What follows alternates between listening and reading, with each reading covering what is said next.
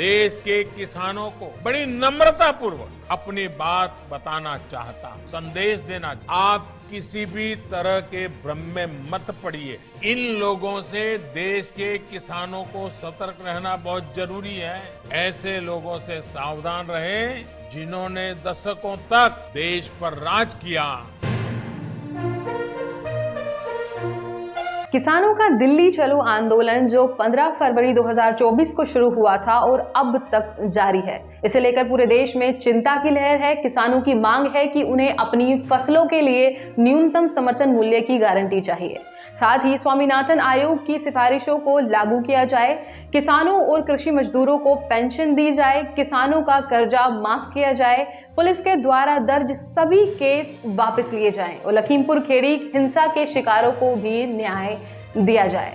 लेकिन क्या ये सभी मांगे जायज हैं और क्या केंद्र सरकार इन मांगों को पूरा करने के लिए तैयार है? क्या किसानों का आंदोलन देश की अर्थव्यवस्था और सुरक्षा पर असर डाल रहा है? क्या किसानों को अपने आंदोलन की शांतिपूर्ण और संवैधानिक रूप से चलाना चाहिए? इन सवालों के जवाब जानने के लिए बने रहिए हमारे साथ। आप देख रहे हैं ए न्यूज और मैं हूं आपके साथ तनु शर्मा। किसानों का दिल्ली चलो आंदोलन एक ऐतिहासिक आंदोलन है जो पिछले 2 साल से दूसरी बार हो रहा है। पहला आंदोलन 2020 से 21 में हुआ था जब केंद्र सरकार ने 3 कृषि कानून पारित किए थे। इन कानूनों का विरोध करते हुए लाखों किसानों ने दिल्ली के आसपास के बॉर्डर पर धरना प्रदर्शन किया था। इस आंदोलन में कई बार हिंसा हुई थी और कुछ किसानों की जान भी गई थी। इस आंदोलन के बाद केंद्र सरकार ने 3 कानून वापस लेने का फैसला किया था, लेकिन किसानों का कहना है कि उनकी मांगे अभी तक पूरी नहीं हुई हैं।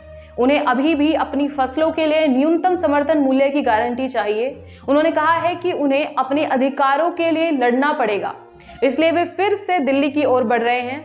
किसानों का यह आंदोलन केंद्र सरकार के लिए भी एक बड़ी चुनौती है। केंद्र सरकार ने किसानों से बातचीत करने का प्रयास किया है और उन्हें आश्वासन दिया है कि उनकी मांगों पर विचार किया जाए, लेकिन किसानों ने ऐसे नाकाफी बताया है और अपने आंदोलन को जारी रखने का फैसला किया है।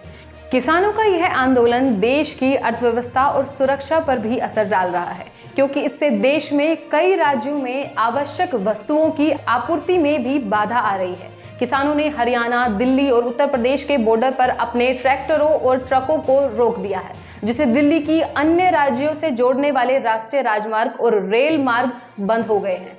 इसमें आम जनता को भी परेशानी का सामना करना पड़ रहा है। किसानों का आंदोलन देश की सुरक्षा पर भी असर डाल रहा है, क्योंकि इससे देश के बॉर्डर पर तनाव बढ़ रहा है। कुछ रिपोर्टों के अनुसार पाकिस्तान और चीन ने इन आंदोलन को अपने फायदे के लिए इस्तेमाल करने की कोशिश की है।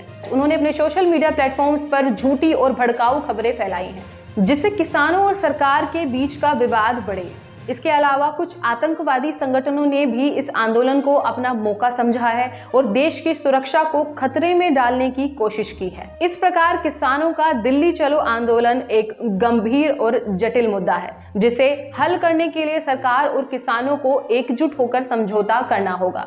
दोनों पक्षों को अपनी जिद और अहंकार को छोड़कर देश के हित को ध्यान में रखना होगा। देश की अर्थव्यवस्था और सुरक्षा को नुकसान पहुंचाने से कोई फायदा नहीं होगा। किसानों को अपने अधिकारों के लिए लड़ना चाहिए, लेकिन इसके लिए वे शांतिपूर्ण और संवैधानिक रूप से आंदोलन करें। सरकार को भी किसानों की मांगों को समझने और पूरा करने का प्रयास करना चाहिए। इससे ही देश का भला होता है। यह था हमारा आज का विशेष कार्यक्रम, जिसमें हमने किसानों के दिल्ली चलो आंदोलन के बारे में बात की।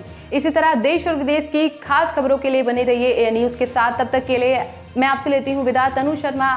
फिर मिलूंगी एक नई वीडियो के साथ। तब तक के लिए कीप वॉचिंग ए न्यूज। नमस्कार।